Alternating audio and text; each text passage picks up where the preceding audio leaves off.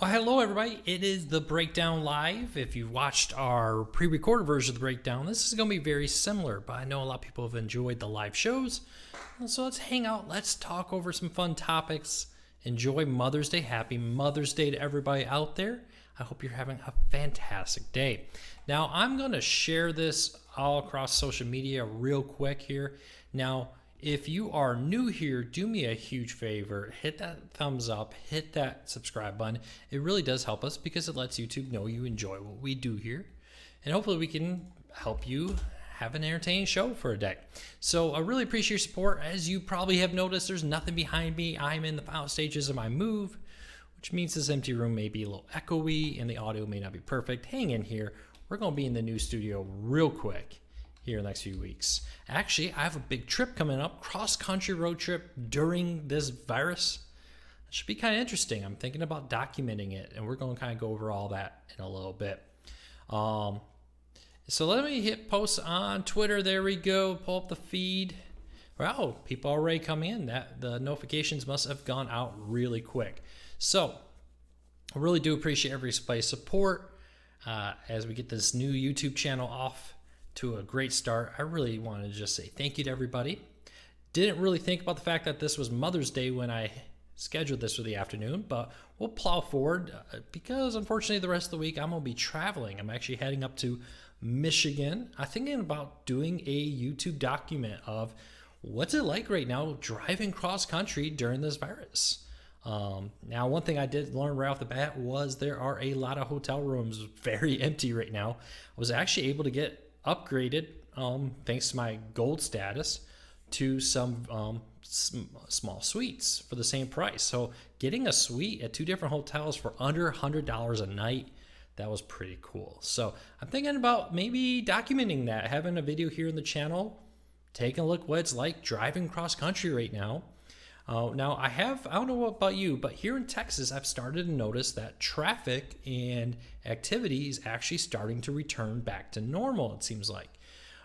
In late March especially, it was very empty. When I would drive out to the office, there really wasn't a lot of people on the road. And now it's starting to feel like traffic is kind of getting back to normal. So I'd love to know what traffic is like where you are. Is things getting back to normal?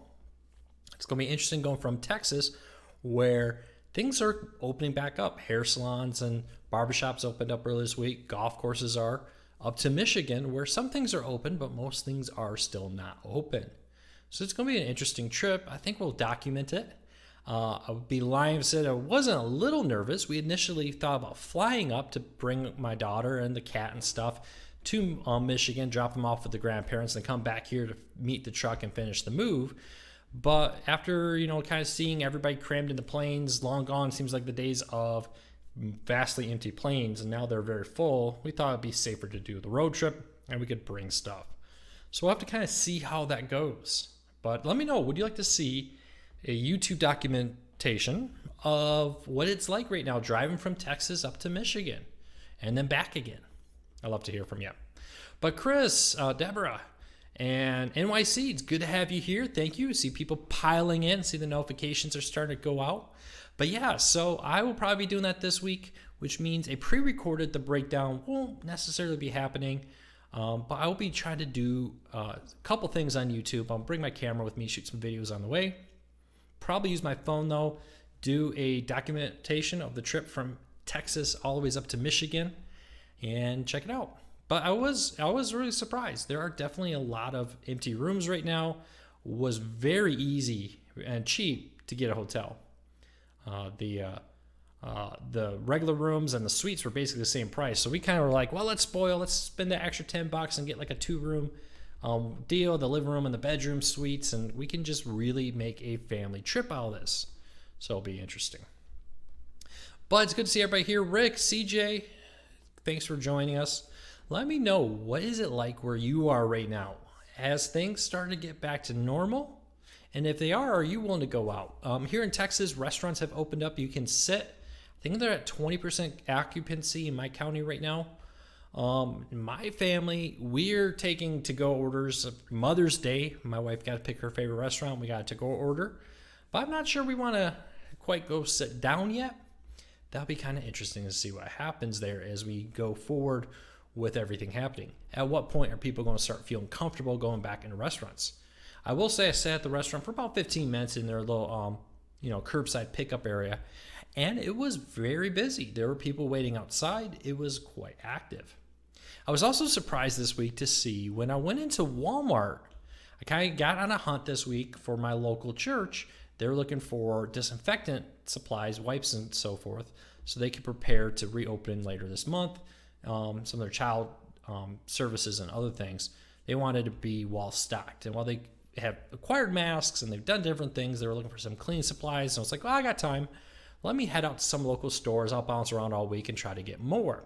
I was very quickly surprised to see Walmart was actually the store where most people were wearing masks.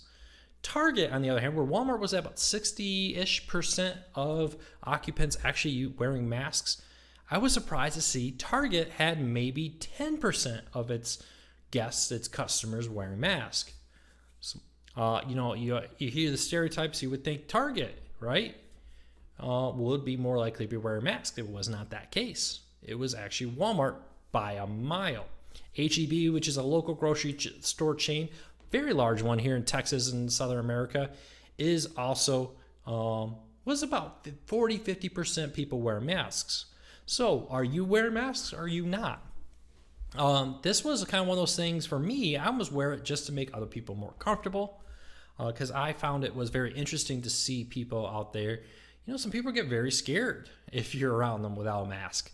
So I've kind of done it almost as a comfort thing for other people when I'm wearing masks. So let me know. Does it surprise you that Walmart was the store that is where more people wear masks on, or not? And also, are you wearing masks, and why are you wearing masks? Let me know. Random says he is, or she is, I'm not sure, wearing a mask. Rick says things are opening up to where he is, but he went to the ATM on my employer's campus and there was no traffic on the roads. What time did you head out there? I kind of wonder too, maybe the area. If you're like in an industrial complex, like a Michigan industrial manufacturing, it can't open until next week. So maybe that's it. I don't live that far from a major grocery shopping area, so maybe I'm just noticing more traffic as people head out to grocery stores and the like. So let me know. Rick says he hopes that this has changed people's habits. I'm seeing more neighbors in the last 2 months than I had in the prior 10 years while walking the dog. Yeah, I've definitely seen a lot of people walking. I've been aggressively walking. I got up to about 4 miles a day. And then I realized I'm not in my 20s anymore, and I hurt my hip. So I was at the doctor. They gave me a little shot. Apparently, this particular hip injury is pretty common, as people who were sedentary are now getting active. So I suddenly felt very old. But yeah, so I've definitely noticed a lot more people walking. I'm kind of on a nice little cul-de-sac. A lot of people seem to walk on, and I've seen a lot of people in my yards. It is funny, though, that when I'm out there walking, people see you and somebody, tries to go out to the other side of the road, right? You both walk in the same direction, the same side. And somebody's like, no, I'm going to the other side. So there definitely is a case of people being very concerned about what's around them right now. Amazing Eric says, I'm wearing a bandana mask at Walmart. Are you back in Michigan or still in Texas? I'm in Texas still. We are road tripping up to Michigan this week as the phase 1 of our 2-phase plan.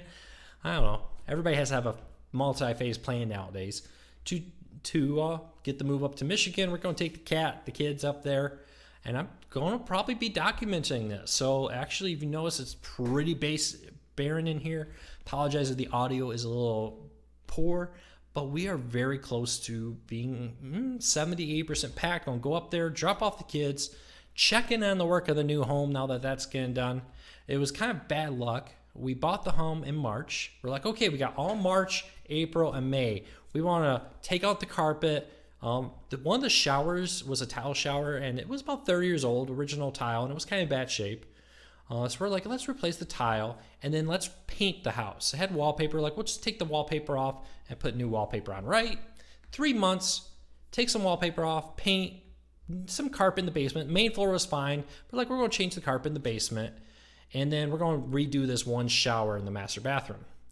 Well, little did we know that halfway through the demo part. We ripped out all the tile. We ripped down about half the wallpaper, ripped up the carpet, and the state of Michigan ordered a stop to all work. They said, even though your home is empty, no one can work on it. So it just started back up late last week, and now we're kind of in that like moment where we're like, oh my, are we actually going to be able to get this work done in time? So hopefully we'll get this all done before we need to actually move in. Fingers crossed, but we're going to work very hard on that. We'll see what happens. Deborah says that her granddaughter works at Chick-fil-A, and they have supplied them with cow masks. Now that's pretty cool. My local Chick-fil-A is open, but they're not wearing cow masks. I did hear from somebody who works there that they are supplied masks, but they're just the standard, like, I don't know if they're N95 masks, but they kind of look like that. They're good quality masks, but there's no cows. And now I kind of feel gypped that I didn't see them with cows on there. Hello, Tim. It's good to see you here. So let's kind of keep going, and a few things here. Would you all like to, if I would set it up so it'd be able for people to call in and we could chat about the different topics like a regular talk show, would that be something you're interested in? Would you actually be interested in calling in on a particular topic of the day, or maybe starting off with a voicemail line where people can call in, leave a voicemail, and then I could play them in some of the breakdowns for the different topics we're talking about. Also love to know what your thoughts are on the breakdown shows. What do you think of these shows? Now, in the future, I probably won't schedule this on Mother's Day. That was very poor planning on my part. When your mother's 4 states away, sometimes you don't think about that, but let me know. Tim says his local Chinese place is back open. Think they'll go to the buffet later. If I can talk the wife into it. Yeah, you got to talk the wife into it. I'm not sure I'm ready to run back into a restaurant at this point. Our local church is opening later this month. And we're just definitely a thought, like, do we go? They're like, okay, no child care services during the services. Every other aisle is roped off. 6-foot separation for any families not living together. I was working with them to secure hand sanitizer and all kinds of stuff. They're going to have people at the doors with washing stations. Everybody's got to wear a mask, and they made a bunch of masks for people who don't have them. Everybody's got to wash their hands. But there's still that in your mind. Okay, yeah, everybody's washing their hands. Everybody's staying 6 feet apart. Every other pew roped off. All this, that, and the other thing to make it safe. But there's still that definitely, like, this is scary. I don't know if I want to go back to the church, so soon. Is it too soon? Is it not soon enough? Kind of thoughts. So I'll have to know what you think down. I think of all that. Casey says they rarely see masks here in the UK. The government isn't pushing it as much. We just got told they're easing lockdowns this week. Yeah, the United Kingdom is going to start slowly easing it. I am kind of interested to see that they are not pushing masks. I have quite a few friends that are from the UK, and I know that they're very aggressive. For instance, there's a lot of upset people in the UK I've seen about the fact that people are going to parks and going to the beaches. Here in Texas, in my area, some of the state parks have reopened, reduced capacity, must wear a mask if you enter the state park. 6-foot rules and so forth. To me, the safest place to be is in an open field. Some of these state parks are absolutely massive. If you're wearing a mask, you don't get within 6 feet. It seems to be one of the safest places, especially with the reports that, the heat, humidity, and sunshine can actually help prevent it. I would feel much more comfortable being in a park than I would sitting in a restaurant, to be honest with you.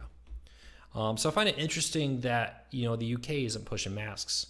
But let's be honest, masks are more about if you already have it, not transmitting to other people, especially with the homemade masks. Now, I picked up a few. One of the mothers, my daughter's elementary class, was made a bunch. We picked up quite a few.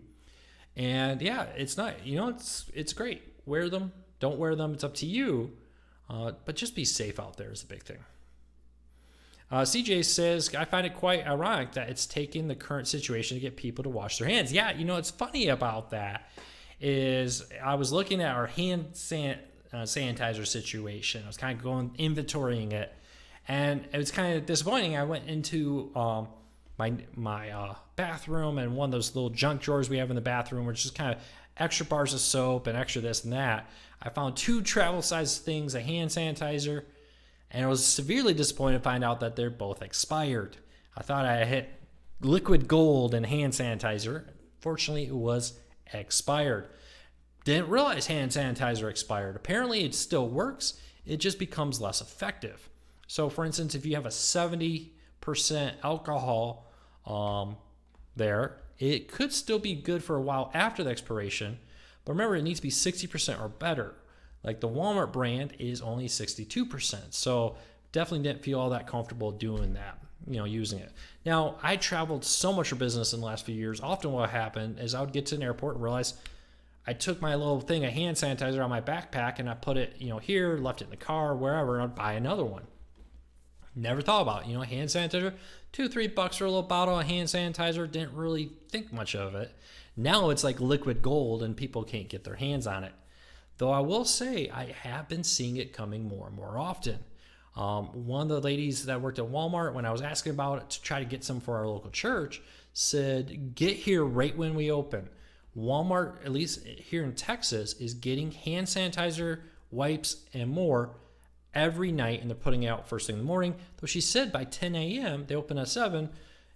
If you're lucky, it'll still be here at 10, but probably even earlier, she said, it will be gone. So my recommendation, if you want hand sanitizer or wipes, is to get in as soon as the stores open. That seems to be the best way to do it. CJ says, easier to keep a bottle of Evan Williams on hand to sanitize your hands. Well, maybe. I've been washing my hands with soap bars. Liquid versus soap bars last longer. I've heard rumors that bar soap actually works better because it gives you that extra friction as you're running the bar over your hand and helps clean your hands better. Soap is better than hand sanitizer if you do it for 20 seconds or so, but of course it's not always possible. I always kept a bottle of hand sanitizer in my car. When I would go through a drive-through, I'd wash my hands. Now I put the hand sanitizer in the door of my car, so when I open the door, before I get in, I get a little pump of the hand sanitizer and get my hands, and then I get in the car. And it's like, okay, that's something I would never have done 3 months ago. It really is amazing how everything has changed. So let me know how your life has changed. Have you noticed any difference and more? So I do see some people saying they would love to kind of jump in here and maybe participate in some live chat, maybe come in and get in on the chats, maybe leave a voicemail for some of the audio. I'd love to hear from you on what you would like to do during the chats. And I just lost my chat. Show chat. There we go. Briefly, the chat just vanished. Deborah says, in the South, if you leave hand sanitizer in your car, heat can break it down. That is true.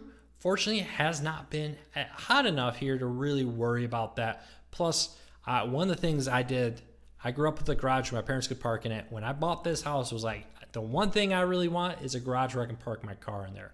So I've been able to do that. But yeah, so you do need to be mindful. Not just that, a lot of things in the South, you leave in your car in the summer heat will get destroyed.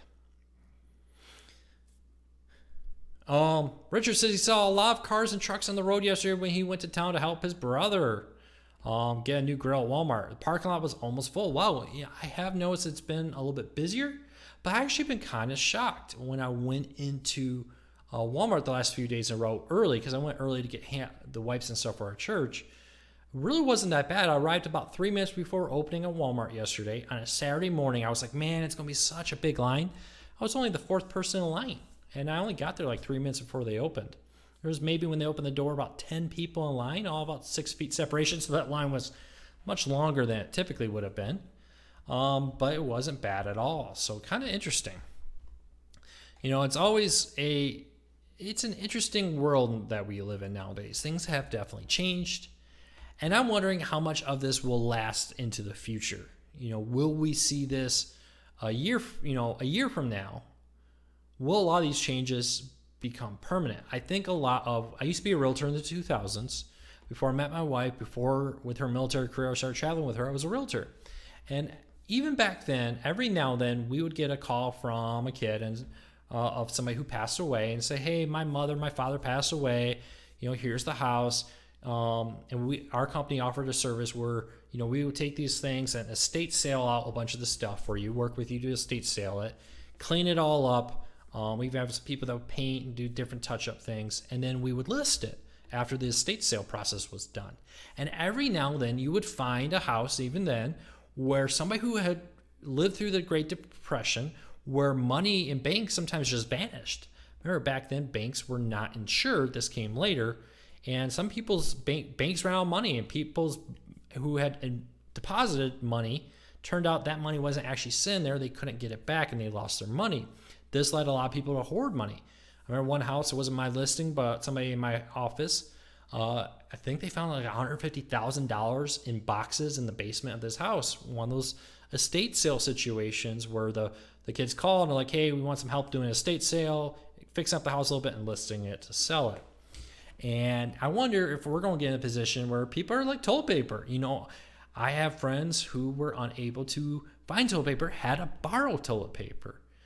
Are we going to start seeing people hoarding toilet paper? Now, recently, it seems like toilet paper has become a lot more easier to find. But are we going to start finding people in the same situation? Pass away, going out of the basement, and there's 18 packs of toilet paper because they wanted to make sure they were going to run out of toilet paper. What about hand sanitizer? We're going to continue to see that, where it's like people, they want to keep it on hand in the similar way that people who lived through the Great Depression said, I want to make sure there's always going to be cash on hand, because I'm not sure if I go to the bank, it's really going to be there, like what happened during the Great Depression. So let me know if you think you're going to be in that position where, hey, I'm going to suddenly, make sure I have toilet paper, make sure I always have a good amount of food, the stores ran out. We were a little worried. We actually bought powdered milk. My daughter absolutely loves her milk. It's kind of one that bedtime routine thing, a cup of milk, a little bit of tablet time stuff. So I wonder, are you in a position like that where there's anything where you're like, this is now something I'm gonna always make sure I have on hand? Let me know. CJ says, I'm hoping that hand washing will become a regular thing. And Amazing Eric adds, it does make me wonder if stores open to customers 27, if that's going to be a thing of the past. I don't think so. I know like H-E-B, a big retail chain here, largest employer in Texas, grocery stores, is returning to regular store hours here in Texas. I expect Walmart will. It's actually very profitable. And there's actually, a lot of third shifters out there need the ability to go and at weird hours. So I bet they will. Let's be honest, we at least in the rush of grocery stores, I know there's select items, hand sanitizer, disinfectant wipes, and like that are still hard to get. The vast majority of people seem to be able to find what they want. Maybe not always the brand you want. For instance, I went to the store and you go down the frozen pizza aisle and there's like, okay, there's a lot of Walmart brand here. And maybe not the DiGiorno or something else I wanted. But, there's a lot of frozen pizza. It's back. Meat, too, has, even though it's been a little tough, has been fairly hot, easy to find here in Texas. So, though I just wonder, what's this going to mean in the long run? I do think, though, that 24/7 stores will become a regular thing. And I'll throw a prediction. I wouldn't be surprised in select states that weren't hit as hard. Things like North Dakota, Idaho, etc. Wouldn't be surprised to see Walmart flip over to 24-hour stores again here, maybe in June. Wouldn't surprise me. But that's a pure guess, no inside information on that. So, right here, CJ. I was just talking about third shift workers, and CJ's perfect example says, I hope not. I'm a third shift worker, and I do my grocery shopping in the middle of the night. Yeah, a lot of people do. Honestly, it's actually kind of a nice experience. You go in the middle of the night, and often things are really packed. I used to work a late night shift where I would get out of work at midnight, 1 o'clock at night, stop at the grocery store on the way home, and there's like no one in there. Get what you want, get in, get out, be done with it. So it's pretty nice. Casey says, watch a video of Disneyland Shanghai, which reopened this week, but you had to buy a special ticket to get in. Season passes and stuff weren't being honored, I believe. You had to have a limited ticket with all kinds of additional restrictions. And I can't see people getting back to normal for a good while. It looked like the Twilight Zone. That's very interesting. Yeah, it'll be very interesting to see how everything does going forward. So let's jump jump gears real quick here and take a look at a couple of interesting news stories. Starting off with one of the things that really jumped out at me. This comes from what is this? I can't speak English anymore, but it's right there on the name of the thing. Princeton University has discovered a way to make fusion reactions safer. Now, one of the biggest issues with fusion power, which if we ever get it, would be kind of the holy grail of being able to have power out there, but has run into a lot of difficulties making it safe and usable. The magnetic islands, which can build up, are one of the big things that causes issues that can create fusion to become unstable and unsafe to use. Scientists from Princeton have discovered that using radio waves allows them to be able to decrease the chances of these magnet islands from building up in the fusion reaction, making the reaction safer, bringing us one step closer to the possibility of fusion-powered power. This would be huge.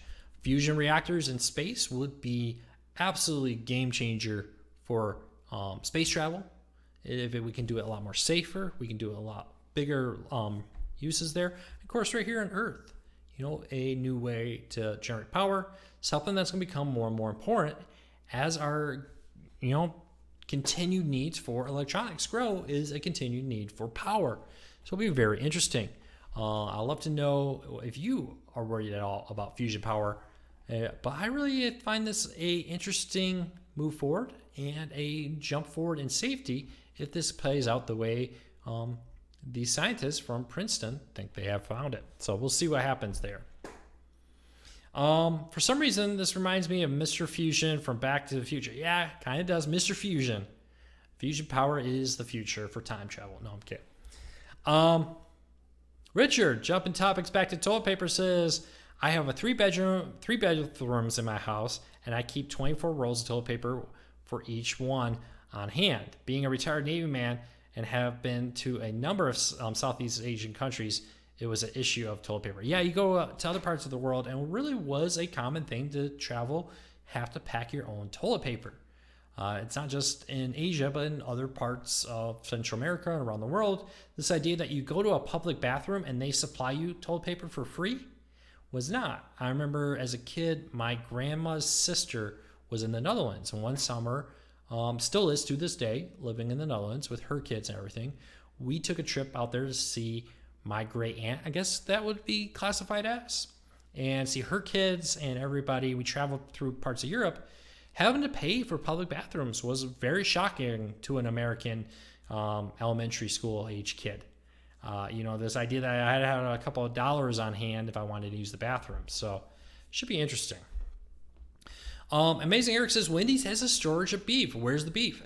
Some that has to do a few things with which suppliers Wendy's used for beef, and it also had to do with where they were. Wendy's advertises they don't freeze their beef, and when you don't freeze your beef, it means you can't have a stockpile of it like McDonald's and Burger Kings and other have at the warehouse. So they're much more susceptible to beef shortages. Now here in Texas, we never really had a huge beef issue, not compared to Michigan. I have a family member who runs a meat department in a large grocery store up in Michigan, and they were telling me that they really did have a serious shortage, though that kind of has been working itself out. I know it's a Tyson plant, for example, for chicken, reopened this week after 2 weeks. So it'll be very interesting to see how that goes forward. Now, H-E-B, the local big grocery chain here in Texas, is limiting to 5 items of chicken, pork, and beef. Not 5 each. They were very clear about that. They had a big sign and handwritten next to it. This does not mean 5 each, 5 total. You can buy 5 packs of chicken, or you can go 2 packs of chicken, 2 packs of pork, and 1 of beef, for example, but limited 5 per person or family or group or whatever. So Wendy's is a little bit more susceptible to that. When you market it as fresh, what does that do? That limits your ability to supply chain it. And there's actually a lot of studies about Walmart's or about McDonald's supply chain versus Wendy's are very different. McDonald's having frozen beef can warehouse a good amount of beef and then distribute it. Wendy's going fresh has to have a more direct connection to the butcher, basically. to get access to it. So that is probably why you saw Wendy's with a much bigger selection of stores that had issues getting beef or had issues getting chicken. Though I've heard that most of those have worked their way out and they're now able to get them. Again, I was actually very impressed. Our food supply chain under great strain. Let's be honest, you plan for sales. Like right here, we kind of know that this is like the baseline. People on average at this store, talking to my family member who's a meat supplier says, we often know that on this time of year, we average about this much. When like the 4th of July comes, we know our beef sales will go up and ham sales will go up around the holidays and different things, but we can predict fairly accurately, and then we just add a tiny smidgen of extra stock on top of that based on the history of that store, based on the growth of population around it. It's an amazing science, really. If you really want to look at it, when you look at the Walmarts, the Targets, the H-E-Bs, the Meijers, for my Midwestern fans out there who go out there and monitor this kind of stuff, it's a very scientific plan to say, we want to make sure we have enough stock in here that no one goes home without what they wanted. But if we put too much in that grocery store, we're wasting a lot of meat, a lot of milk, and a lot of products that expire that we can't sell, we just wasted money on. Well, what happened here is in March, okay, we're plodding along, everybody's fine. All of a second, the virus happens, people freak out, and demand goes not like this, it goes like this, straight up, just skyrockets in 1, 2, 3 days. And that put great supply chain. Now you have the supply back here. We've probably all heard the stories now of milk being thrown away because trucks for milk and storage space for milk was kind of diverted to other necessity items, which created a backlog here. But overall, I was very impressed that the grocery store system, while you may have found at times certain items were limited, there wasn't a time where it's like there was no food. That we didn't ever get even close to that thing of there's physically no food in the grocery stores. The supply chain managed, they beefed up, they have successfully kind of ramped up in most areas. If you follow me on Twitter, please follow me on Twitter, link in the show notes down below. I've been kind of documenting my weekly grocery trips, and every week, more and more eggs, more bread, more meat, more frozen pizzas. I saw an interesting article that said that one of the most popular items that skyrocketed was frozen pizzas. As everybody's staying home, they're like, I want some pizzas because those are nice comfort food I can throw in. So I've been very impressed. It's very tough. I have family members who work for Procter & Gamble, not in that department, but know of it. And they were talking about hand sanitizer and different things that Procter & Gamble is now trying to get into or trying to ramp up. And it's like, hey, they're running 24/7, holidays, hiring, all kinds of things. But the supply chain, while it cracked a little bit in certain areas, hand sanitizer and wipes, kind of that, I was impressed. So anybody who works in grocery stores, anybody who manages that supply chain flow, truck drivers, really anybody, my hat's off to you. That was pretty impressive because, when you plan on it, you have this steady, here's what I expect. And to have it go overnight when the lockdown orders came, I have a family member who was at a Meijer in Michigan, and the day they announced it, and she was just like, hey, I was just in the store. I saw the alerts on my phone, and she said, as I was checking out, waves of people were coming in. She said there were so many people, the police showed up to try to manage it because the store was way over capacity by the time she was checking out. And when that happens, when you go from steady to here's a 400% increase in a few hours of people in the store, that's difficult to manage. So props to everybody who did that. Just wanted to kind of tip my hat to any truck drivers, farmers, warehouse people working in the distribution centers, store people. We think of the store people at Walmart and at Target, but behind them, there's a whole huge pyramid of people, I guess you call it. So many more people who drive the trucks, fill the distribution centers, who manufacture the products, all these different stages that made that happen. That's pretty impressive. So, jumping, topics here real quick. Here is something I thought that was really interesting.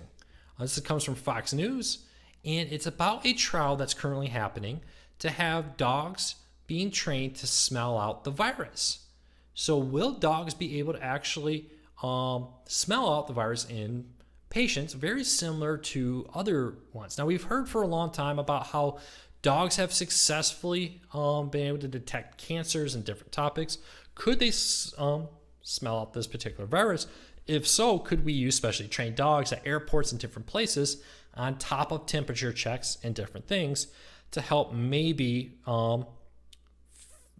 identify people who have the virus who don't even know about it? We hear so much about asymptomatic people with no symptoms, no temp, no nothing, but have the virus. I think it was in Ohio and Michigan I saw where they went into a particular prison and said, we're going to test everybody in this prison. I think it was Iowa where they saw 80% of the inmates had it. But of the people who had it, only 20% were showing symptoms. That meant 80% of people with positive virus results were asymptomatic. No temp, no congestion, no nothing. And that's been one of the biggest problems with this is it turns out that the vast majority of people may not be showing symptoms when they're contagious. And if that's the case, that is very scary because that makes it very difficult. So temperature checks would do it. The problem is with doing blood work is it takes a while. So every day I go into work, I can't sit there and wait, 5 hours to see if my blood work's going to come out. But, temperature checks are a good idea. Let's keep doing them because it will identify a good chunk of the people who are contagious at that moment. But wouldn't it be cool if a dog could be an additional layer there? So I think that is kind of an interesting addition to it. We'll see what happens. But let me know, what do you think? Would it freak you out if you have to now, you got dogs at airports, dogs at work, dogs at public events in the future who are sniffing out possible virus ones out there? Let me know. CJ says, thank you for the live stream, Luke. It's that I start getting ready for work 5 p.m. until 5 a.m. Is it going to work itself? No, it's not. But hey, you have a job right now, and there's a lot of people who don't. So, hey, CJ, I'll have the audio up later. Thanks for coming. I really appreciate your support. But leave me a comment. Let me know. Do you think this is, we're really ever going to be able to train dogs to maybe sniff it out? We always hear things about, like the cats who always can tell when somebody's about to pass away in a retirement home, or dogs that do have a history of spotting certain types of cancer.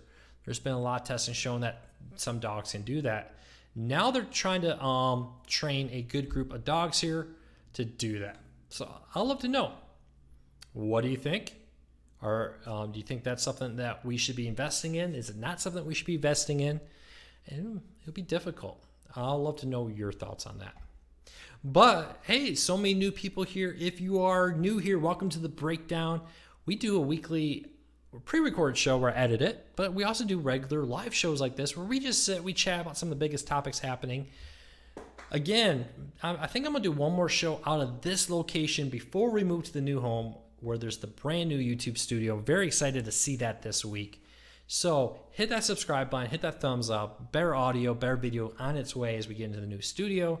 You see I've kind of emptied everything here. It's made a little echoey. I apologize. But I am very excited for that. Also, we do a lot of other videos here. Don't forget, this week, I am driving up from Texas to Michigan and back again. Not exactly looking forward to this trip. But I am going to be documenting what it's like right now driving cross country with all these lockdowns. Was going to fly. Briefly thought about getting on a plane when I saw how empty many of them were. But in recent weeks, I've seen that a lot of airlines, of course, flying a huge jumbo jet for just 4 or 5 passengers isn't exactly economical. So they've cut down on flights, which means flights are now full again. So I've decided it would be much safer for us to drive instead of fly. Let me know if I'm crazy there. Do you think it would have been better still to fly and just wear masks? I was a little worried about having traveled with an elementary school kid who likes to put things in her mouth. If you have kids like me, do you know how many times you tell them, do they still try to shove everything in their mouth, even when they're older? I don't know.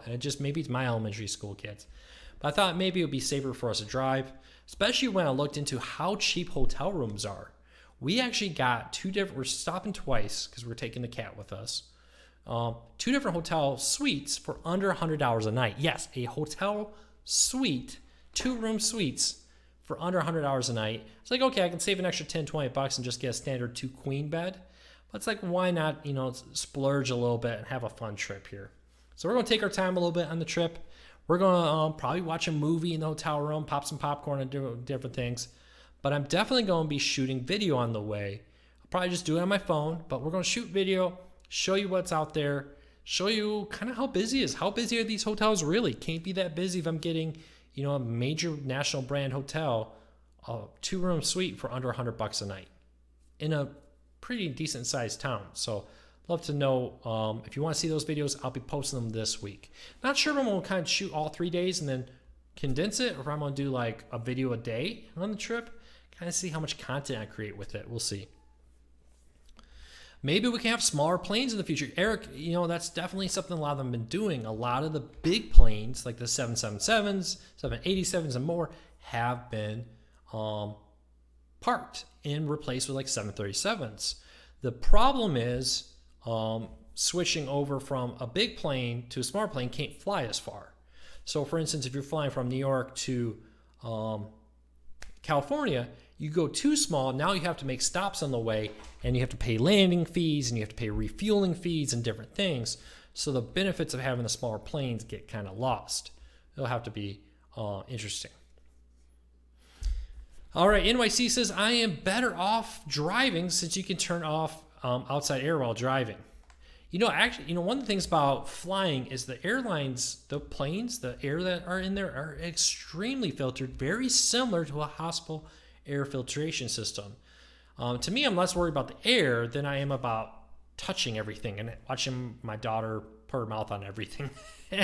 Kids just do the darndest things. All right, dogs are amazing at that kind of work, Daniel says. Yeah, they really are. They do amazing things when it comes to sensing, and the ability for dogs and other animals to be trained to sense things by smell is unbelievable. So let me know what you think. And again, if you're new here, hit that subscribe button. All right, so I'd love to know, topic for you all. We've seen a lot here, and CNN has a great story about what will staying at a hotel look like in the near future. After this video, I'll put in the comments all the links to the stories I'm talking about. But CNN has a great breakdown about the different things, about how many hotels are eliminating things like spa treatments right now, valet services, and more are currently being removed. For instance, installing plexiglass at front desks, going from multiple people behind the desk to just one, which may mean longer check-ins, but does reduce potential cross-contamination and stuff amongst the staff and other areas. So I want to know from you, what would make you feel comfortable traveling? What needs to happen for you to feel comfortable flying? I know some airlines are requiring masks. Others are just encouraging it. I think United is encouraging it. American's requiring it. But American, I believe, is actually offering masks, as are some other airlines. What would make you feel comfortable? I won't lie. I'm kind of in a position right now where I have to be moving cross country. We have a house up in Michigan. We kind of want to get rid of this house. We want to get up there. We have a schedule. We got people expecting us. We got to get out of this house coming up, which means, all right, we got to do this cross country move. We planned this long before the virus struck, long before that was a reality. And I absolutely love cross-country travel. One of my favorite things to do is to jump in a car and just drive cross-country. It's actually fun sometimes to take the back roads, kind of go out different ways and get off the main highway and see what you see. But I'll be lying if I said I wasn't a little bit concerned about this trip. Definitely going to be a lot more aware of it. Now, it is funny because when we were coming down, so we'd gone up in March, we flew up, and when we were there, we realized we wanted to stay a few extra days on our daughter's spring break. It was taking longer to get checked in or to get everything for the new home, get the wallpaper people up to speed and all that. So we're like, we'll just drive down. As we drove down, I should have video documented this. I didn't think of it. Is when all the states started to declare, stay-at-home orders. We were halfway down from Michigan back to Texas when we got the email from my daughter's school that, hey, spring break has been extended, they said, for one more week. And fortunately, never went back. Just spring break kept getting extended. Now they did at-home schooling. But I'm kind of interested. It was a very weird drive down. Kind of had this weird, almost depressing gloominess. You would stop at a gas station and everybody was like running. People were very clearly trying to get home, trying to get where they were trying to go. And, people were a little edgy. You could kind of get, when you're in a room where a lot of people are very edgy, you get that kind of sense in the air that, hey, there's some people on edge here. And in March, when we were driving back from our spring break up in Michigan, buying the new home, there was a lot of edginess. There was a lot of just very, a lot of concern in there, I'll call it. So is it going to be more relaxed? Or has the initial fear and the initial shock passed? It's going to be interesting to see. NYC says one of the things he thinks will likely become a thing of the past is buffets. That is definitely something I was wondering about. You think about Old Country Buffet, Golden Corral, and more. Very popular restaurants. Will they survive in a world where people are a little leery? I go up and I grab that tonsil to put my food on my plate from the buffet. Will people not want to do that anymore? Will we still have buffets, but will they be served buffets? You see this sometimes in Vegas for portion control. They'll have a buffet and you walk along, but there's staff at each station. And you just kind of put your plate underneath the thing, and the staff plops the food on your plate for you. Will we see that kind of buffet become the reality? Is that buffets going to hang out, but our self-service buffets may be the thing of the past? We'll have to see. Richard says the last time he was on a plane was 21 years ago, and that's when I was still in the Navy, and the Navy paid for it. About 20 years ago, I was thinking about this, is the one thing that this all kind of reminds me of is New Year's Day 2000. So New Year's Day 2000, I flew from New York, Albany, New York, back to my home state of Michigan. And I think I flew into Detroit or Chicago. I believe it was Detroit. Now I say I'm pretty sure it was Detroit. And then from Detroit back to my hometown, Grand Rapids, Michigan. I was one of 3 people on that flight. Y2K, everybody freaked out. Everybody was really worried about it. Yeah, 3 people on it was a big, plane, the 3 seats and 3 seats kind of plane. And I don't know what model it was. I didn't pay attention back then to that kind of stuff. But this whole situation reminds me a little bit of Y2K, as a lot of people were very afraid to travel. And now I think we're getting back to the point where a lot of people are afraid to travel. And a lot of people aren't willing to travel because of what's happening. So it'll be interesting. It was a long time before people were willing to get back on planes after Y2, or even for Y2K. Think about 9/11. A long time before people were willing to get back on planes. Will we see that here? Delta announced that 10 airports they're going to stop servicing.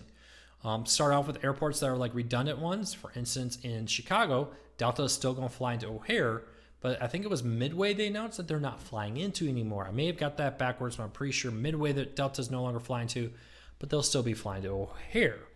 We see other similar reports like that. Smaller planes being used, more flights being canceled, and more. We'll see what happens. There is definitely a lot of concern in the air.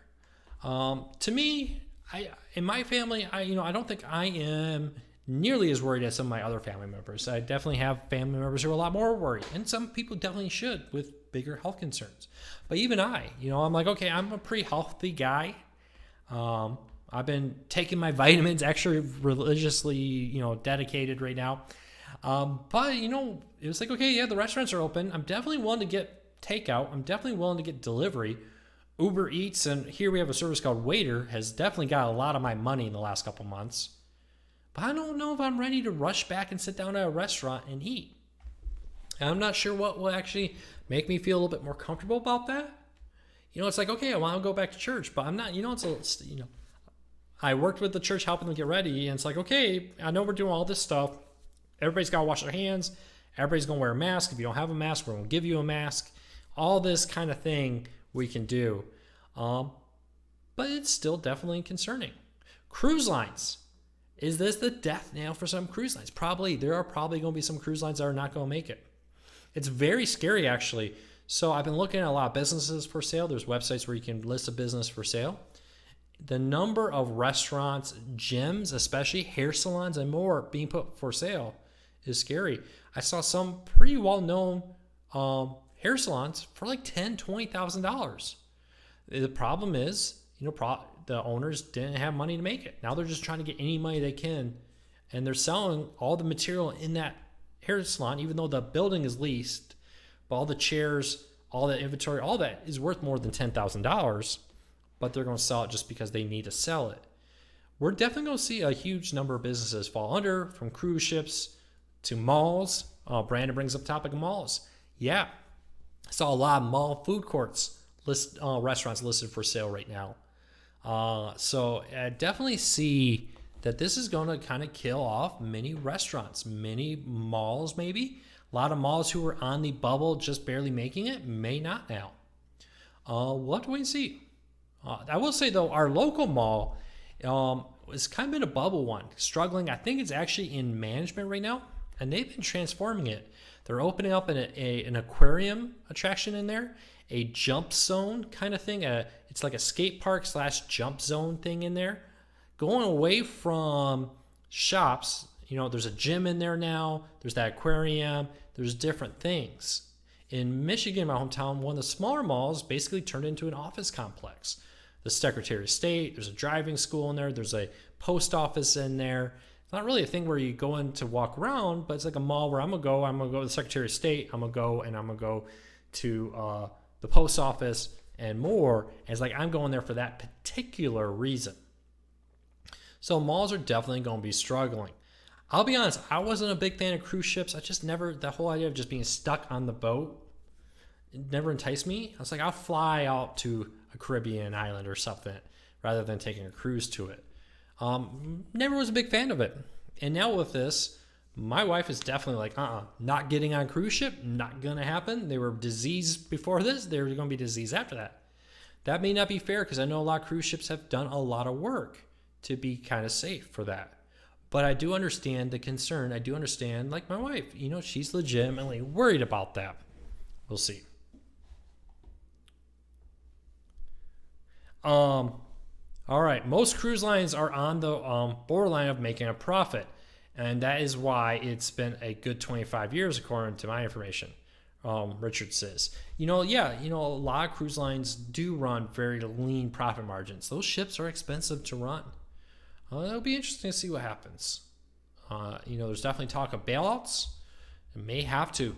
It's kind of one of those tough things. One of the guys who's working on our home was telling us he owns a small company, a construction company, a pretty small one.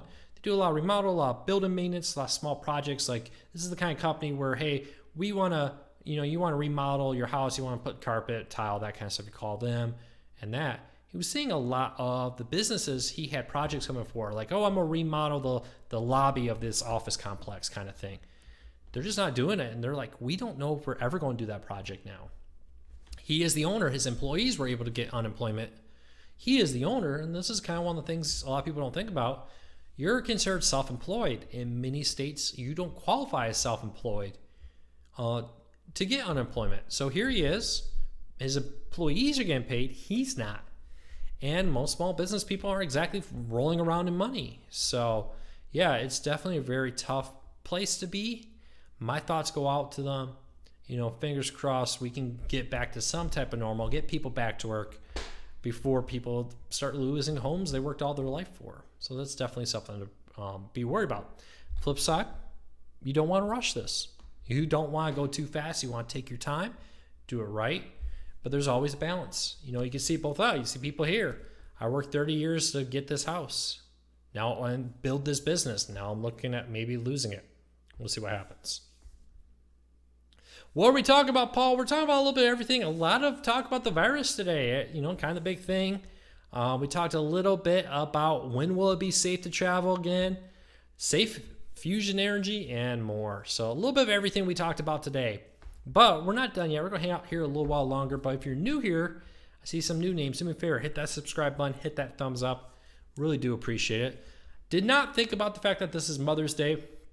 Next year when I'm living next to my mother, I'll probably be more cognizant or aware of that and be a little bit more careful. So, Paul, it's great to have you here. GS144, welcome. It's good to have you here. So thanks everybody for your support. And yeah, hang out. We're definitely going to be doing more new videos on the channel. So let's quickly talk a little bit about this show and the future. One of the things I would definitely like to do is probably do this live show more often. Probably do it on weekday nights going forward. Unfortunately, with the trip up to Michigan happening, being able to do it on a weekday night this week wasn't a reality. Yesterday we were packing, so I thought, let's do it on Sunday, not thinking that's Mother's Day. I know, I'm awful. I did get my wife and mother and all that kind of stuff, something, so don't worry, I'm not completely insensitive.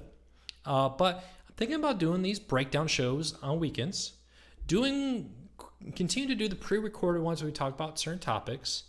Definitely going to maybe look at the ability to have you submit maybe voicemails. Maybe we can even look at maybe call in, like a screen call in type show where you can join me. We can talk about particular topics out here.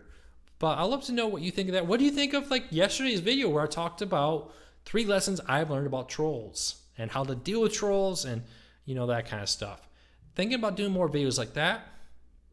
And with the upcoming move, drive up to Michigan, maybe doing some more videos like the ones I'll be working on this week where it's like, hey, what's it like right now driving cross country with everything happening? So let me know, what do you think of these videos? I'd love to hear from you. Paul said, what made me think to move back to Michigan? Well, that was kind of tough because I do really love Texas. Love it a lot. We moved here because of my wife's work, and it was about the time, about 5 years ago, when Corker's News, back when I owned that, was taking off. So when my wife retired from her work, we stayed put because all my employees were here. We had an office here. We were all kind of settled in here. When we sold the business, though, and my wife was coming up on retirement, we were kind of like, we have a few friends here, but all of our family and most of our friends are back in Michigan. We came here because of your work. The government sent us here. So it was a decision to move back because of that. That made the decision. So do I wish that my family would move down here instead? There's definitely part of me that wishes that. At the same time, it's going to be nice to be by family again, with some of the old restaurants and old things that we enjoy up there. But we kind of realized that, hey, with everything happening, we're already traveling home 3-4 times a year, probably going to want to travel home more. We might as well just do the move. So I love to be by family. It's kind of tough. We haven't lived in this house too long.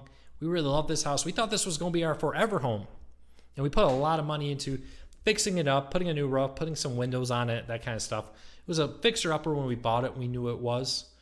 So hopefully we can get some of that money back in the sale. We'll see. But yeah, that's why we're moving back. It really comes down to family. Both my wife and my family are up there. NYC says, I love your video on how to deal with trolls. It's amazing how you remain so positive with so many YouTubers were so negative for profit. There is a lot of truth in that. I always talk about this with news in general. There is the, you're going to die tomorrow news story. Tonight at 8, you won't believe what restaurant cooks are doing to your food. Check back tonight. And then there's the, everything's fine, everything's great. If I write a story about you could be dead tomorrow, is going to get a lot more views than if I write a story about everything's fine, everything's great.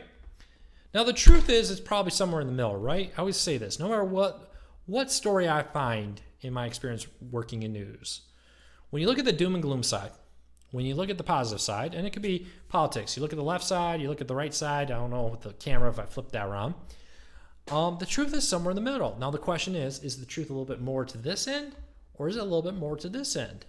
And that's why I always encourage everybody to kind of look at both sides and then come up with your mind. There's probably truth on both sides. So where in the middle here is the truth. So always keep that in mind. Rick says, please no clickbait or rage bait on the channel. Clickbait, you want more clickbait? I got you, Rick. I will definitely deliver more clickbait. I'm kidding. Just sorry. No, the tough thing about clickbait is even when you don't mean to do it, it sometimes happens. I won't lie. Especially when I was writing, at one point I was writing 3,000 to 4,000 words a day When you're writing 3,000 or 4,000 words a day and you're pumping out stories, sometimes you only have 15, 10 minutes.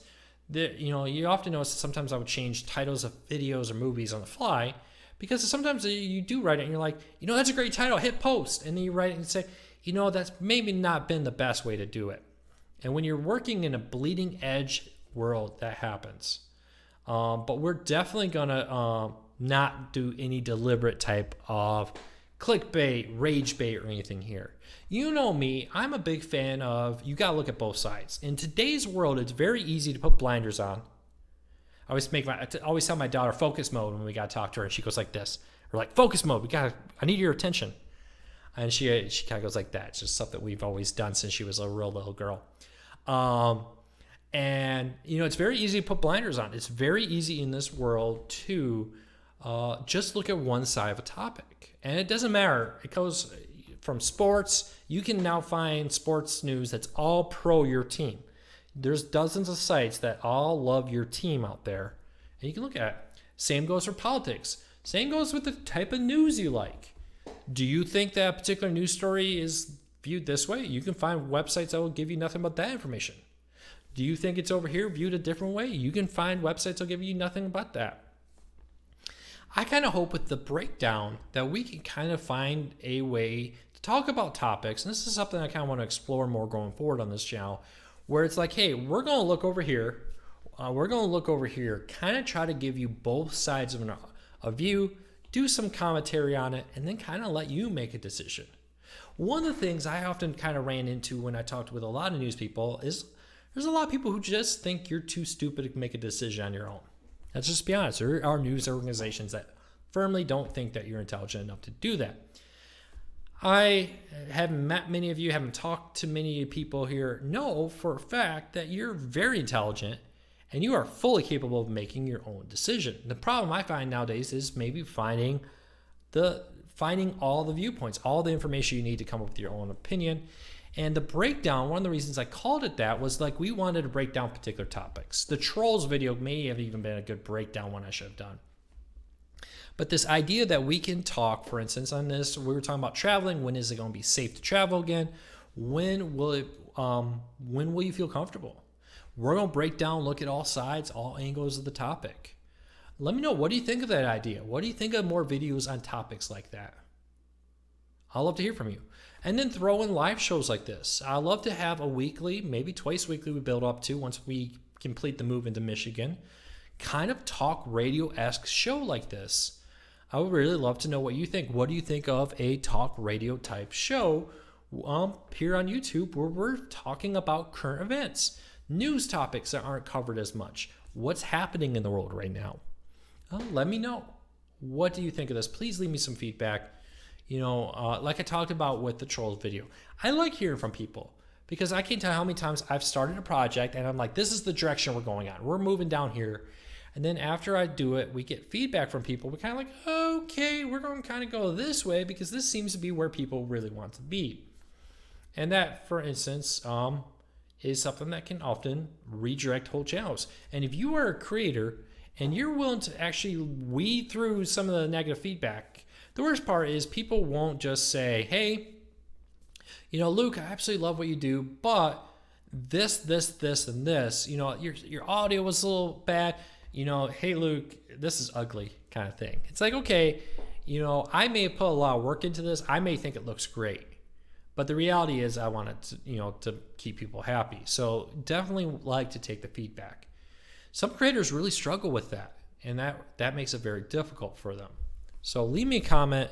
Let me know your feedback. I'd love to hear from you. But a little going forward. So let's talk about the next few weeks on this channel.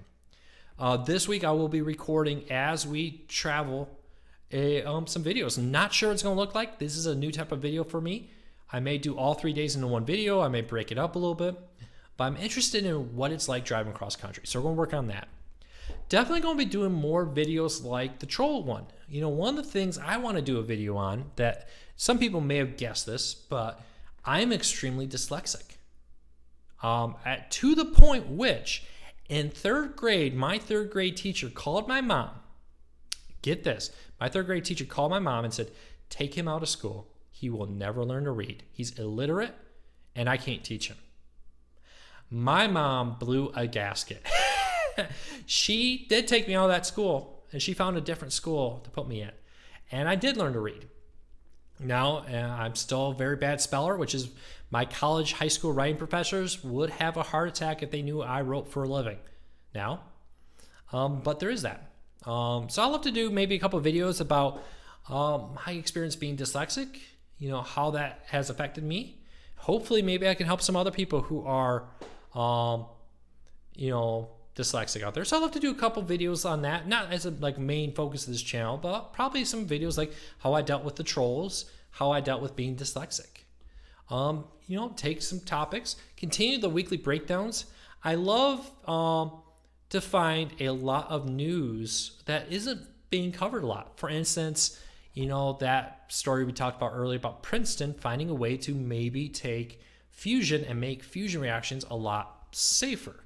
So I'll definitely love to maybe continue a weekly, maybe work up to twice weekly, the breakdown pre-recorded, where it's like, hey, here's a bunch of cool news stories that you may not have heard of, and here's my opinions on them. Maybe throw in some travel videos coming here and there as I still continue to travel. But I'd love to know what you think. What would you like to see more on this video? I got about 15 more minutes here. Leave me a comment. Let me know, what would you like to see? Would you like to see more live shows like this where we discuss together joint topics? Would you like to see more of the pre-recorded, the breakdowns? Would you enjoy where I kind of dive into particular topics like I did with the trolls? Maybe talk, I'm definitely going to do one or two about being dyslexic because I definitely learned, it's very different being dyslexic, especially if you have severe dyslexia like I do. Now, it definitely has brought in a lot of cool viewpoints, looking at things a little differently, I think. There's actually a study where this doctor found people who were dyslexic who agreed after they died to donate their brains to science. And what they found is people with dyslexic brains, their brains are physically different. There's a physical different structure in how some of the connections are made. Very, very interesting.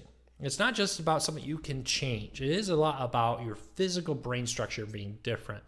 And that's something that nowadays we understand. But when I went through school, especially elementary school, dyslexia was only just really becoming something understood. So, I don't know. I love to do some stuff like that. Maybe talk about, in general, my experiences. I'd love to hear from you. Amazing Eric says, you are an excellent writer, Luke. Do you miss writing every day? I definitely do miss it a lot. That was a very difficult decision to move on from something I built from nothing. I built that site from nothing, no following, no social media, no nothing, to what it was. But at the same time, I hadn't taken a day off in 5 years. I had worked every single day. I had taken my family to Disney World and worked every day at Disney World. I had more help. There definitely came to a point where it was like, I would like to spend time with my family. And that was part of it. It wasn't something we were looking to have happen. It wasn't like I was out there advertising. But when that opportunity came to say, this gives me the ability to be able to actually, go to my daughter's dance recital and not be looking at my phone and thinking, is something happening in the group? Is there breaking news? I have done it where I've wrote entire posts for the site from a smartphone sitting at a school function for my daughter. Definitely didn't want that to be the rest of my life.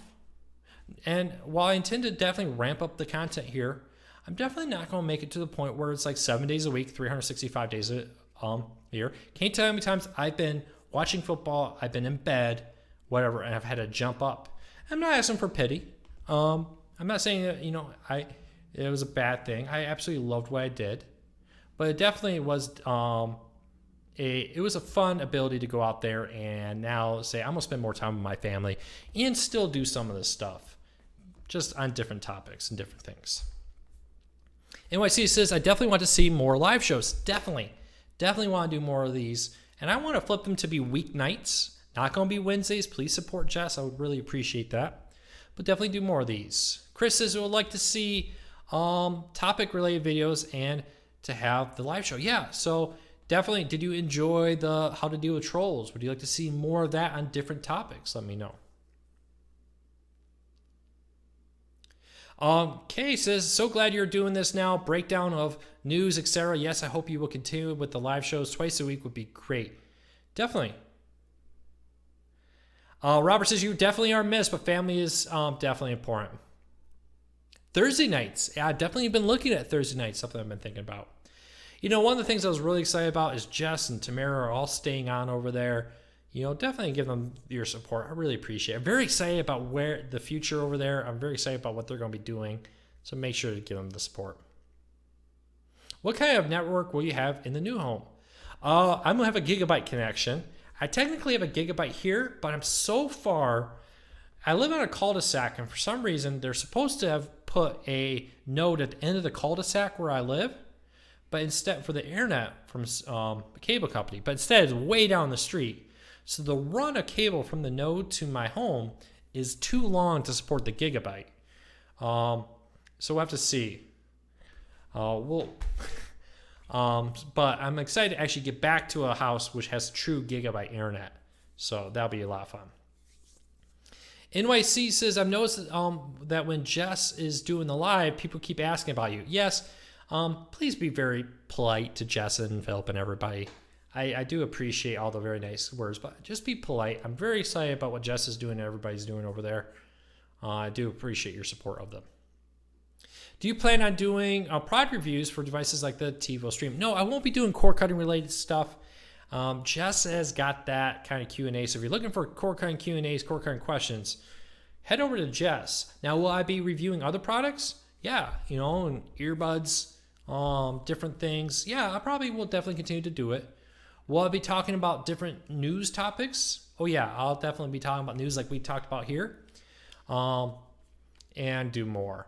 So we'll be covering a lot, but if you're looking for help with your cord cutting, your Roku, your TiVo, and that kind of stuff, visit Jess every Wednesday night, 8 p.m. Eastern. She is really good. One of the things that I was really excited about is the opportunity for Jess to grow in this, from being kind of in my shadow to now being one of the main faces of the new site. So appreciate if you would support them. That would really mean a lot to me.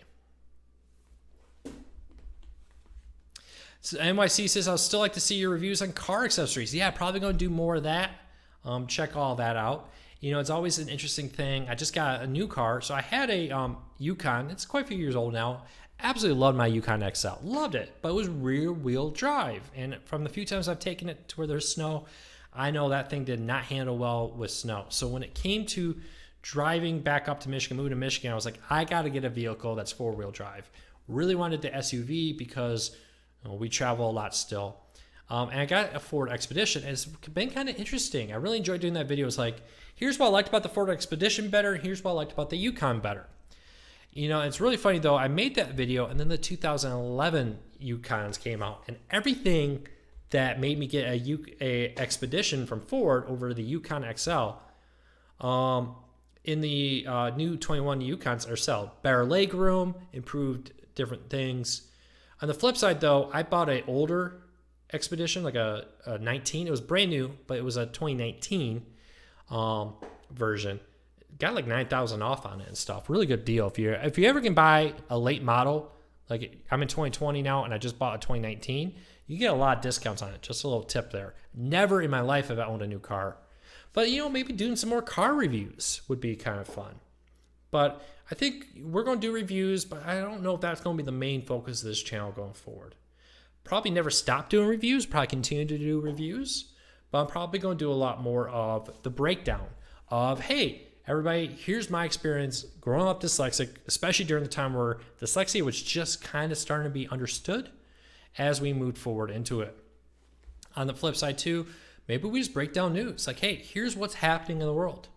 Let's really dive into it and talk about, like today, we talked a lot about grocery store supply chains. We talked about when will you feel safe going into restaurants and traveling, flying, driving. I'll be the first to say, before this all happened, we were planning to fly my daughter and the cat up to Michigan, drop them off, come back and spend 2 more weeks to unpack. With all this happening, we went, how about we drive them up? So I'd love to know what your thoughts are. But yeah, Robert, we're definitely going to be doing reviews. Definitely once I get in the new studio. So I have a room in the new home that I have a ton of soundproofing stuff. We're going to hang it up. We're going to make the sound audio perfect. Hang some lighting, some different things in it. And then it's going to have a table review area like we had at the old place and a kind of a setup for video like this for the talk show so that I can much easier produce a lot more content. Right now for reviews, I have to go into their bedroom, kind of tell my daughter, be quiet, don't come over this side of the home, don't play the living room TV too loud. I got to record video in here. In the new home, that won't be as big of a problem because it's literally like tucked in a far corner of the home. But we're definitely going to be maybe doing some more of that kind of stuff, doing more reviews, doing more regular shows. Now, probably not going to be daily, but we're going to be doing more things where we talk about, hey, bought an Expedition. Here's my experience in a Yukon GMC versus a Ford Expedition SUV. And do that kind of stuff. Maybe doing some more Explorer videos. I had a lot of fun going to the George H.W. Bush Presidential Museum. Unfortunately, I'm not sure. I really wanted, there's a couple other presidential museums down here. There are also a World War II German POW camp here. I really would love to go there and shoot a video. My wife and I were all talking about when everything calms down that we want to come back down here and do a few things like that as a vacation. So probably shoot a lot of videos like that and post them on here. Let me know what you think. Rick says, talk about filming, editing, and podcasting. Yeah, we could probably definitely look at some of that. Love to hear your thoughts. Rich says he's looking to get a new Ford 150 diesel for the family. You know, I've been very happy with my Ford. There's definitely things about it that are better. The touchscreen, the responsiveness compared to the 2019 model, I was looking at the Yukon, the Ford is better. But then GMC just came with a brand new touchscreen that looks a lot better. I haven't actually played with it. I don't know if the 2021s, which is the first models I have, are better. Maybe I'd try to rent one when they come out in the things and we take it for a spin. Overall, Ford versus GMC, boy, the legroom really in the back rows. I wanted more legroom. We have kids. We take a lot of kids. So definitely probably would have still got it. But in the new 2021 Yukons, the legroom is just as good as in the Ford Expedition. So if I had known that, and if I was willing to pay that much money, I don't think I would, to be honest with you. Maybe my next vehicle go back to Yukon. We'll see. I don't know. We'll shoot more videos like that though. Kay says, Luke, I'm a movie lover. Grew up with a local movie place as my babysitter. How about your favorite movies and sharing your reviews? We could maybe look at some stuff like that. It's actually fun because I grew up in Grand Rapids, Michigan, and one of the suburbs, Wyoming, Michigan, was the very first megaplex movie theater called Studio. When I grew up a kid, it was called Studio 28 because it was on 28th Street. And it was the first multiplex movie theater of the modern age. Didn't think about it, but Grand Rapids, Michigan was the place where that happened. Grand Rapids, Michigan was the first big box store, too, with Meijer. I believe even beating out Walmart, at least they claim to have. So Grand Rapids, Michigan has a lot of cool stuff. Definitely check that out. But, it was really cool, and it wasn't until after they closed I really realized the historical significance of Studio 28. They had, I remember when I was a kid, it was kind of a nice place, and then they added on additional theaters to it. And we would, I didn't really realize until after they closed that this was the very first megaplex movie theater in the United States. So, it's funny what's around you that you may not realize. Mule says, hey Luke, how to save money reviews, especially now. Yeah, definitely been thinking about doing some different ones. I've done some different things on different topics out there, but maybe reviewing nothing to do with core cutting. So probably stay away from like how to save money on TV, but maybe how to save money on buying a car, how to save money on different things like that. Completely non-core cutting related topics is what we're going to stick to. I'm very excited for Jess. I want Jess to be successful. So don't expect me to be covering core cutting related topics. So just keep that in mind. But yeah, so that's kind of what it is. So that's kind of the vision. I know some people have jumped in here recently. Do me a huge favor. If you're new here, hit that subscribe button. Hit that thumbs up. I really do appreciate it. It's a huge help to us as a YouTube channel because it lets YouTube know you enjoy us. Where are we right now here? We've actually been seeing pretty nice growth this week. I see a couple new people join during this video. Thank you so much. But we're getting close to 2,300. You know, the reality with YouTube channels, and I remember this from my other one, you know, there are YouTube channels that for some reason just hit the algorithm right, millions of viewers, they grow real quick, or they have a bigger YouTube channel, like two big YouTube channels come together, or a bigger YouTube channel promotes them, and they grow real quick. But the reality is most YouTube channels are a grind, where you just grind it out. So I'm eternally grateful for the sport. You know, I ran Court Cars News for 5 years, and it wasn't really until the 5th year that the YouTube grew. It's just kind of what happens sometimes on YouTube. So I appreciate your support. I really appreciate everybody who support us. Do me a favor, hit that notification bell too. Set it to all so you get notified of our videos. And we're going to grind this out. I'm just going to keep doing it, even if I just do this for fun. But I'm going to keep producing content here because I really love talking with everybody. I think we're definitely going to be trying to do, once we get to Michigan in June, twice a week, weekday nights, maybe one. Start off once a week, maybe eventually moving to 2 days a week, nightly YouTube videos like this, where it's like a talk radio show. You know, we're having a conversation. We'll talk about particular topics. We'll engage in two-way conversations, have a lot of fun. And like I said, always with the goal that we'll look at this side, we'll look at this side. The truth is somewhere in between, and maybe we can all kind of come up with our own opinions on what's in the middle. Never want to get into a position where it's like, okay, we are, you know, going to tell you what you should think and what you should be doing. I'm always a big fan of the idea that I really do believe that you, the viewer, you, the reader, are more intelligent than probably I am on many topics, and you can come up with your own mind. A lot of creators, a lot of news sources nowadays just want to tell you what you should think, and that's never what I want to do. And that's what I always worked on, so we'll see.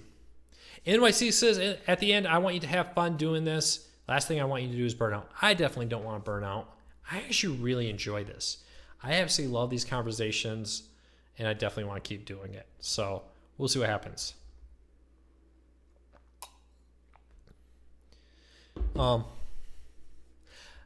Driver says, my wife has lived in California for 36 years, but still says she needs to go grocery shopping at Meijer's.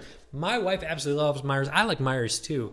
And whenever we go back to Michigan, by the way, Grand Rapids, Michigan, the home headquarters of Meijer, actually the suburbs of Grand Rapids, Michigan, I believe. I don't know if they actually sit in the city limits or not. But yeah, Meijer is a pretty nice store. It's like a cross between a Walmart and a Target.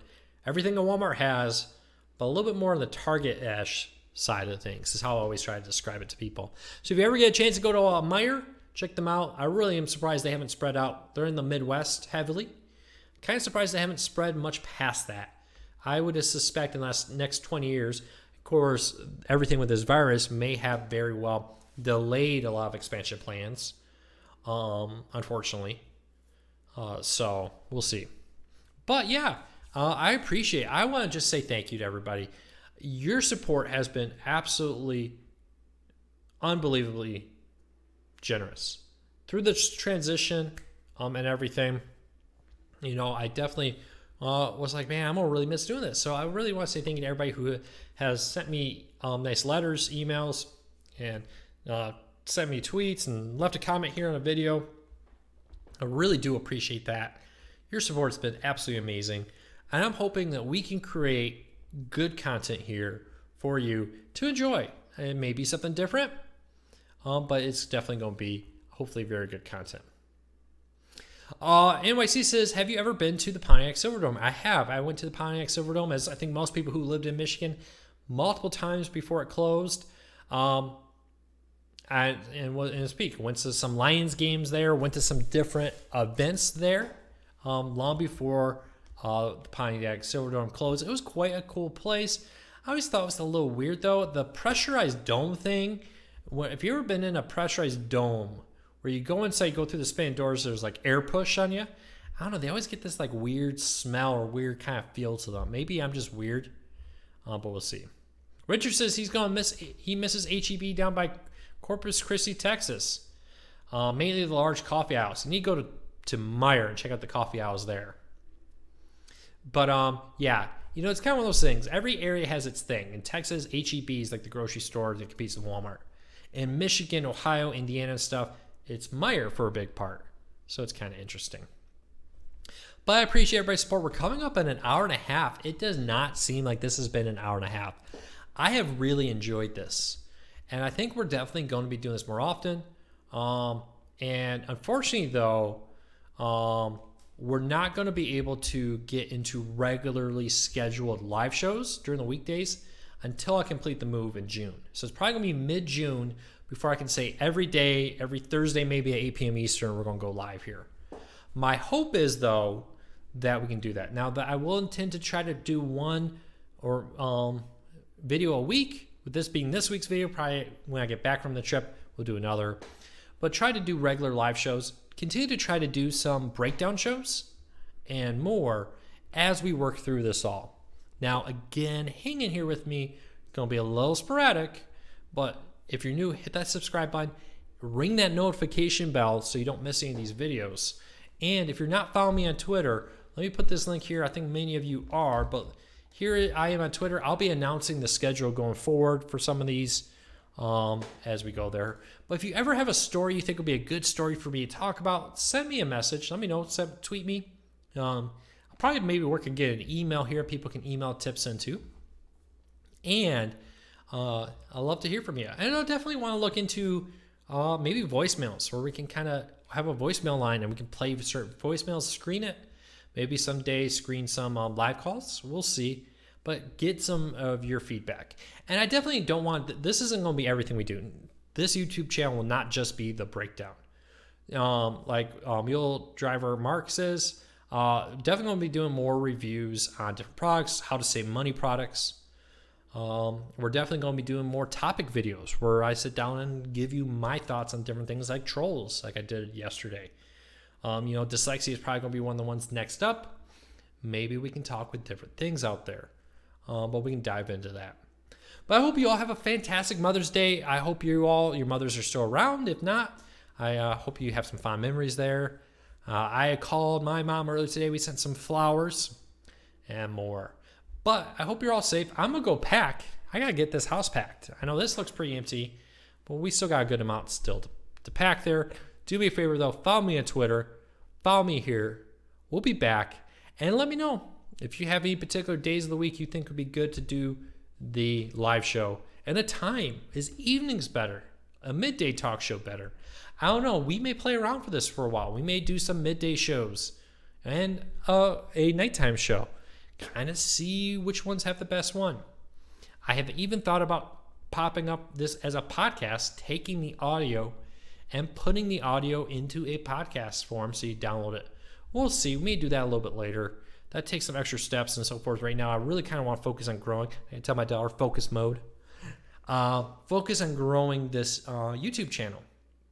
So we'll see. I really appreciate everybody's support. You have been unbelievable. I can't believe how many people showed up on a Mother's Day.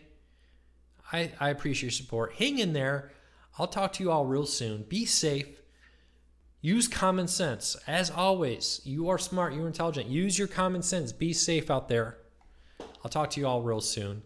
Take care, everybody, and we'll hang out real soon. Bye, everybody.